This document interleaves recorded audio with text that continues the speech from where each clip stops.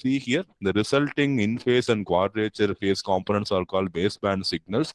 Now I can separately take these two signals and construct my message signal. So take this separately and properly add them to get back a message signal.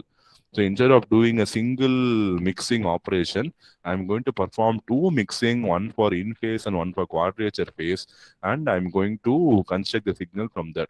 The cos is an symmetric signal. Sine is an asymmetric. Sine is also symmetric signal. So when they are phase shifted by 90 degrees, you one path will have all the in phase component, one path will have all the out of phase component. In other words, if I say cos is an even signal, sine is an odd signal. Cos signals are always symmetric, sine signals are always symmetric but with a negative sign, because sine of minus theta is minus sine theta. You call it as an odd signal, right?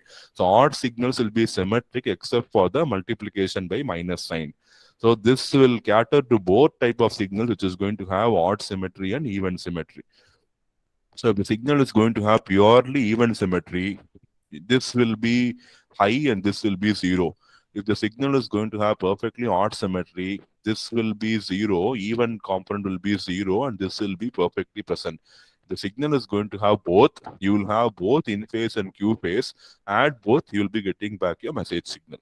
See, all these are very basic communication techniques which we have studied in analog communication. We are seeing how these are helping us in overcoming all the issues in our high frequency transmission. So the same thing, see here the final circuit. You have a band pass filter, you have an LNA, mixer 1.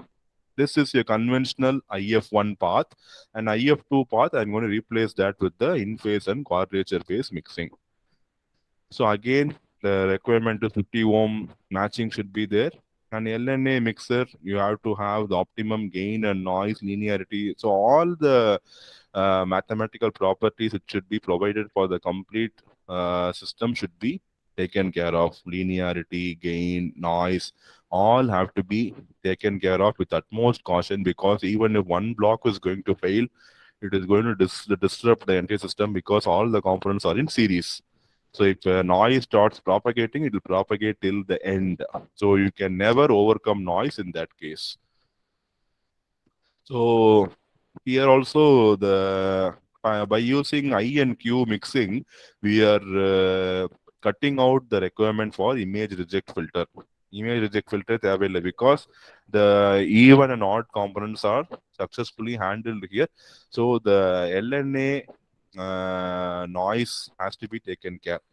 So otherwise, we don't have any, only this LNA will contribute for noise figure in this circuit. So if LNA, noise, and then the other noise figure properties are properly suppressed, no noise can pass beyond this LNA. This will work as a perfect receiver for your wireless communication.